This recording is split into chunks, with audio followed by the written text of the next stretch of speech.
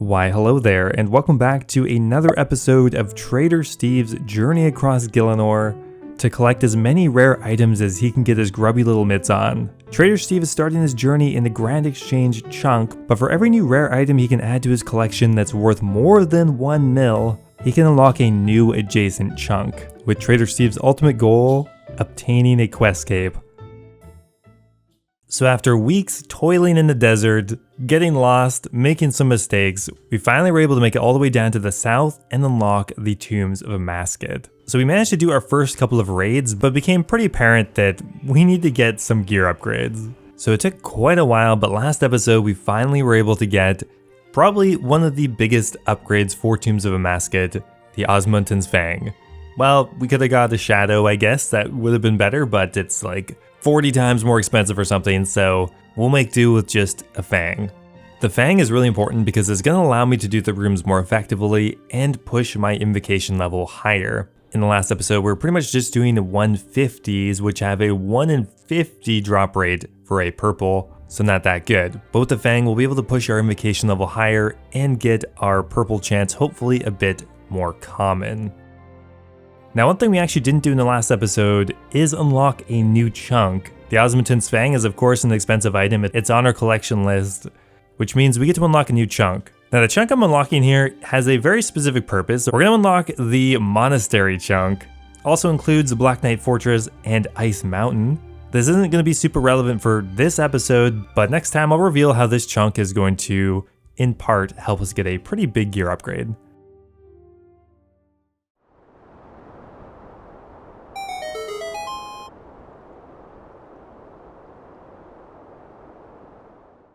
Okay, so we're going to throw in a couple more invocations here, and we're going to bump it up to a 190.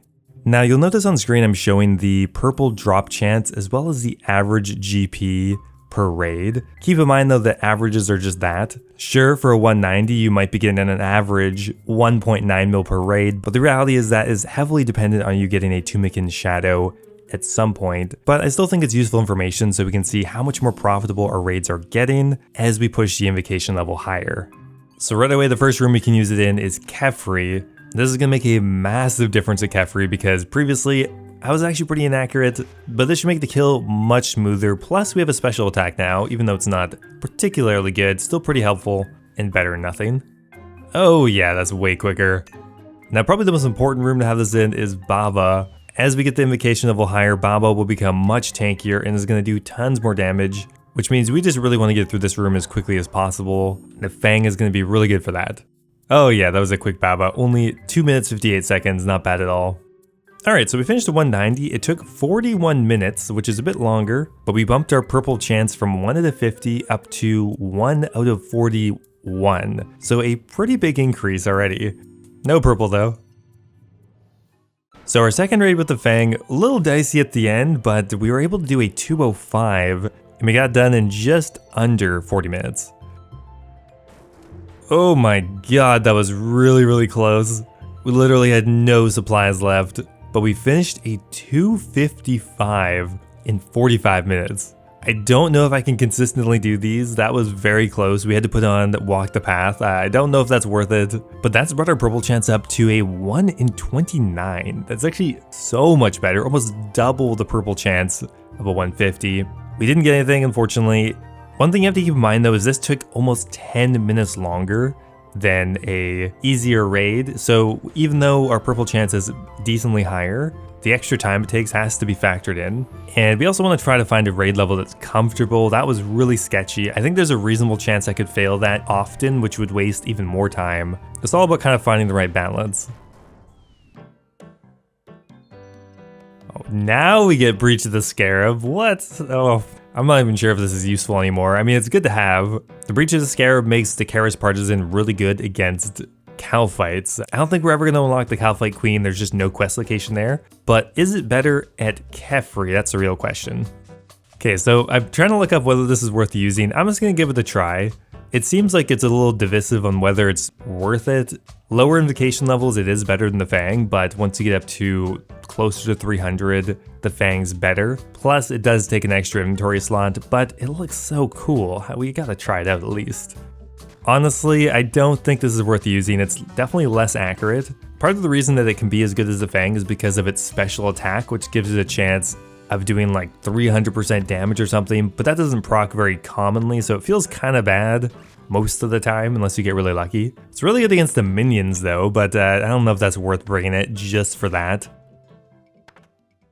Have you ever seen a character in RuneScape and thought, hey, I'd love to have a little pocket-sized version of that? But of course, you don't want to go through the slow torture that is trying to get the pet.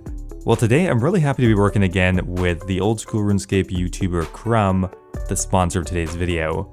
If you'd like to materialize your love for RuneScape, grabbing yourself one of Crumb's RuneScape figurines is a perfect way to do it. They have handcrafted some of the most iconic characters from all around Gielinor, from the King Black Dragon, to Zuck, to the newly added Commander Ziliana. All the models are resin cast, then painted by using a combination of airbrushing and hand brushing techniques. And when you pick one up, you can really tell how high quality the models are. They're clearly made with a lot of care, and everyone who orders one really only has nice things to say about it.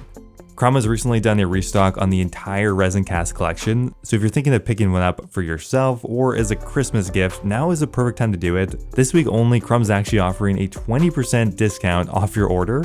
All you have to do is click on the link in my description and enter the code FLIPPING at checkout to claim the offer. It's a great way to support both Crumb and as well as myself, and I just want to thank Crumb again for sponsoring another one of my videos. So although Tombs of Amascut doesn't give much for basic loot, it does add up, and their supply cost is pretty low actually. So we have about 2 mil in basic loot. Now what exactly are we saving up for next? Now I want to focus on upgrading our raid setup, but what do we upgrade? Raid's gear progression, at least for Tombs of Amascut, is kind of awkward. It's like you're either using a blowpipe, a trident, and some terrible stab weapon, or you're using the Fang, the Bow of Ferdinand, and like a shadow. Like those are the big upgrades, but there's also not that much in between. The Bow of Ferdinand is really out of reach for a while. I can't use it until I've completed Song of the Elves, and a shadow is just prohibitively expensive. So where exactly am I going to use my money on right now? Well, I've decided I think we really want to upgrade our spec weapon, and by upgrade I mean get one at all. I already have a light bearer, which means as soon as we get it we can just swap out a ring, and I think the best spec weapon which will really improve our raids is going to be a Bandos godsword. It's a pretty expensive weapon, it's like a 25 mil item, but I think that is our next big upgrade we should go for, but it's going to cost a lot of money. Now in the interim, I'm going to go ahead and actually buy ourselves the Arim robe skirt. It's a pretty decent upgrade. I know we have one in our trader tab already, but to keep things from being confusing, I'm just going to go ahead and buy a separate one. This will make us a bit more accurate and way more tanky, so that will be a pretty big help. Hey, we got a combat achievement, Novice Tomb Looter. One thing that's really nice about Tombs of Amascut is we're getting a lot of combat achievements for it. We should be able to complete our medium combat diary pretty soon, which I think will be pretty useful. Yeah, there we go. 2 raids later and we get the Master Combat achievement, Tomb Looter.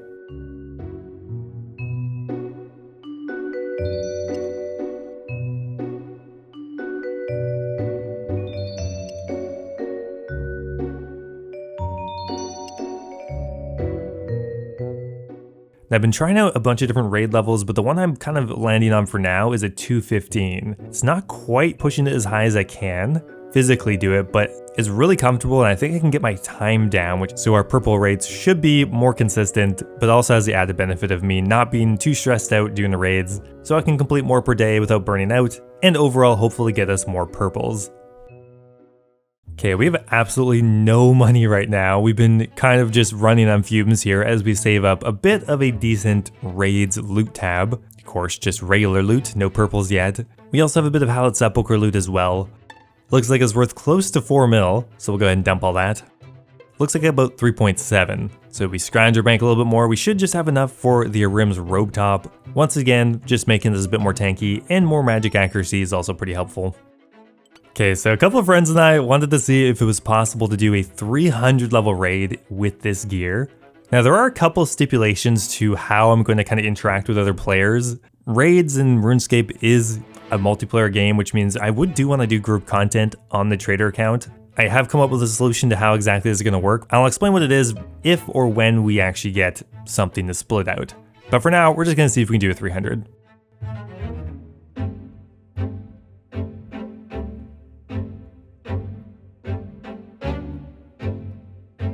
Yes, okay, we were just able to do it.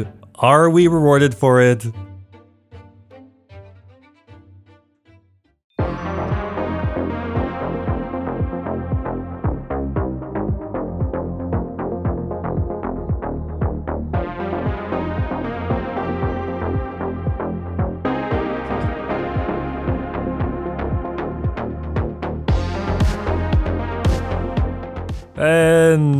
Nah, not lucky.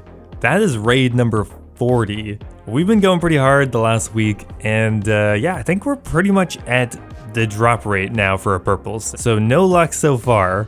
It's kind of hard to say exactly what our total points are because we've done so many different raid levels. We just did a few 150s, we did some 250s, we did one 300, some 215s, some 240s, some 255s. I mean, we've done it all pretty much. Okay, so we're gonna actually swap out this rims. We don't really have to yet, but I realized I have Dagenhai in the bank, and Dagenhai looks badass. It's not as tanky as a rims, but the accuracy bonus isn't actually that much less. Plus, we get to wear this badass looking thing. So I think we'll just sell these two back and see what our cash stack's at right now. 8 mil. Okay, we're getting up there. Okay, one thing I've been doing on the side but haven't really been showing is killing fire remains. It's just a great way for me to train up my combat stats. One really big way we can help speed up our raids is just by getting higher combat stats. Magic, range, melee, all really useful, and making some money on the side after selling off all our loot from that, from raids, from farm runs, some other random things. We're up to 11 mil. Oh my god, that raid was so quick, our fastest one yet. 33 minutes and 31 seconds, really good. If we can get our raid time down to half an hour, that would be amazing. Completing 2 raids an hour would be so much better, especially for this gear setup. I don't know how consistent that would be. Well, it's been a while, but we are about to hit a pretty big milestone at the Hallowed Sepulchre. I've been kind of easing off this a little bit with raids because exciting new content, but we're trying to keep at this. I really do want to get the Ring of Endurance. Pretty likely we'll get it before we get 99 agility, but who knows. There is 200 Grand Hallowed chests open though. That's the drop rate. We have now hit it. 200 completions and 30 fails. Regardless, we're making good money even if we don't get the ring, but I want the ring. So more fire remains and more Hallowed Sepulchre loot. 3.6 mil adding to our cash stack, bringing us up to nearly 15 mil. We're getting pretty close to the BGS now. Only another 10 mil to go. One thing we haven't done in a minute is opening the Sinister chest. We're able to buy 400 keys, which is perfectly enough to do it for an hour. So just to mix it up a bit, we'll start our day off with some Sinister chests. Okay, we've finished opening the slowest opening chest in existence. I don't know who programmed that. And we'll slow sell all these herbs. Okay, so what do we get for all this? After claiming all the herbs, we ended up with 12.3 mil, and we bought the keys for, what did we buy them for? 11 mil. Okay, that's actually pretty good. A 1.3 mil profit in an hour. Actually such a good moneymaker for almost no requirements. We're up to 18 mil now. So there's another combat achievement done. Honestly, got a pretty similar amount of polygons to the original Lara Croft, so maybe I blend in. So still no purple, but our raid times are getting much more consistently quick. 35-minute raids are now much more common. 500k loot, okay, that's nice. So one raid later, and that is our 50th normal raid. Oh my god, these normal loots are really good right now. 550k just in normal loot. So I was kind of thinking of moneymakers I could do, and I realized if I happen to just get lucky, and not really lucky at this point because I'm over 10k pickpockets with only one set of blood shards, but if we got another blood shard drop, we would be done. We'd be able to get the BGS. No luck so far, but we did get a level 92 thieving. So far, only one blood shard to our name, which is a bit unlucky considering we're at like 11k pickpockets almost now. Unfortunately, we're kind of going over drop rate for a good amount of our moneymakers, but what are you gonna do? More random loot to sell off, just a lot of everything. Raids loot, Hallowed Sepulchre, some vampire loot. Bring us another 3.4 mil, which brings our cash stack up to 21 mil.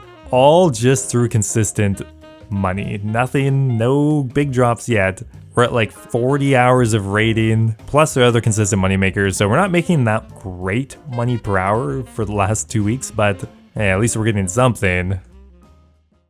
Hey, it didn't pop up, damn it. 96 agility. Oh my god, we're getting so close to 99. I really just can't believe I've done this much Hallowed Sepulchre, but it's really the only way to level the skill. It's a no-brainer. So a really interesting update came out yesterday, Forestry Part 2. Now because they wanted Forestry to have its own kind of in-game economy, everything's tradable, and I think there's actually a good amount of money to be made with this update. The first idea I had here, making Forester's Rations. Forester's Rations have crashed so hard, there's no doubt about that, but you can make them really easily. I just checked, you can make Forester's Rations with magic leaves and sharks, which gives you the highest amount of rations per combination. You can do it at a very low cooking level, and we're actually able to train our cooking up a bit as well, which is pretty low level. So yeah, I'm actually pretty optimistic about this. All we have to do is combine magic leaves and sharks, and look at how many rations we're getting. Actually such a good moneymaker. How much are we getting from each combination? We'll have to see. But from one single inventory, we got almost 1,000 rations. That's crazy. Okay, so we combined 400 magic leaves and sharks to make nearly 15,000 rations. And we're getting about 90k cooking experience per hour, which is, you know, cooking's a quick skill, but pretty decent passive cooking experience. So the price of rations right now are 55. So let's do a quick bit of math here. We get 36 rations per combination, which is just a ton. So 36 times 55 is about 2,000 GP we can sell those rations for. And we bought the shark and the magic leaf for just about 750, which means we're profiting 1,200 gold per combination, which is 33k per inventory that we combine here. That's such good money per hour. So we can combine about 1,700 per hour, which means this is actually a 2 mil per hour method right now. 2 mil per hour cooking method that's dead simple. Okay, we're gonna grind this out a bit. So the real question is, how quickly will these rations sell? Okay, the answer is within one inventory. Okay, they sell really quickly. So look at that, we sold it for 777k, bought the ingredients for just about 300, so that's a 475k profit in about 15 minutes. Actually so good. Okay, yeah, I think we're gonna keep doing this until we can get the Bandos godsword. It's way too good. There's another 14,000 rations going in. They dropped a bit, but it's still incredibly profitable. Okay, I think that should be just about enough. We claim all our offers here. We're up to 24 mil, and luckily, as with a lot of items, the Bandos godsword has crashed a bit, so I think we'll be able to pick one up for about 23.4. We're gonna slow buy it, save ourselves a bit of money, and I'm excited. We finally are getting a pretty big upgrade. Yes, there we go. Bandos godsword has been acquired. 23.4 mil, and now we have a good spec weapon actually. We can bring our light bearer. We can finally reduce the defenses of Baba, of Zebak, Wardens. We can get so much use out of this. Why does it make my face? What is going on?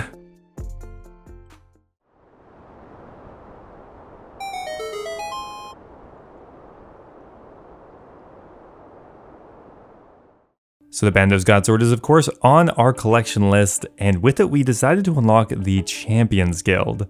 This, in combination with the monastery, is getting us started on a quest that I've put off for a long time, Dragon Slayer 1. Now the reason I haven't done it for so long is because it unlocks Dragon's Day Slayer task, which I thought could be problematic for my Slayer training, but I went ahead and checked Neve, and honestly there's only one of the dragons that I don't have access to right now, or maybe two. Regardless, so I think the points I get from her tasks are vastly going to outweigh the ones I can't do. Plus, we can get other block slots, and I think overall, finishing Dragon Slayer 1 is going to have a pretty big benefit, besides, of course, the rune plate body. What do you guys think it is?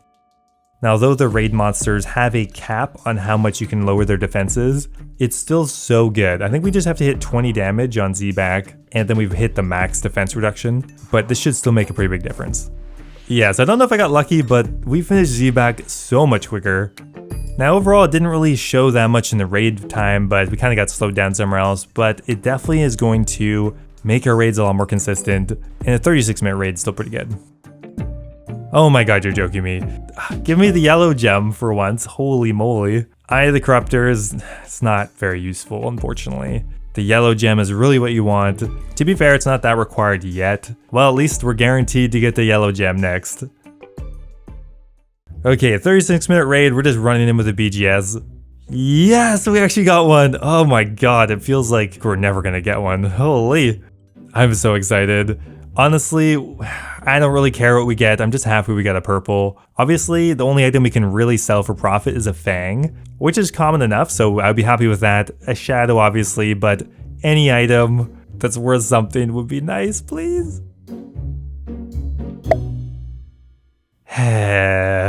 Yep, it's about right. We got the light bearer, the least valuable item, albeit the most common. But hey, it's a collection log. 2.4 mil, it's something.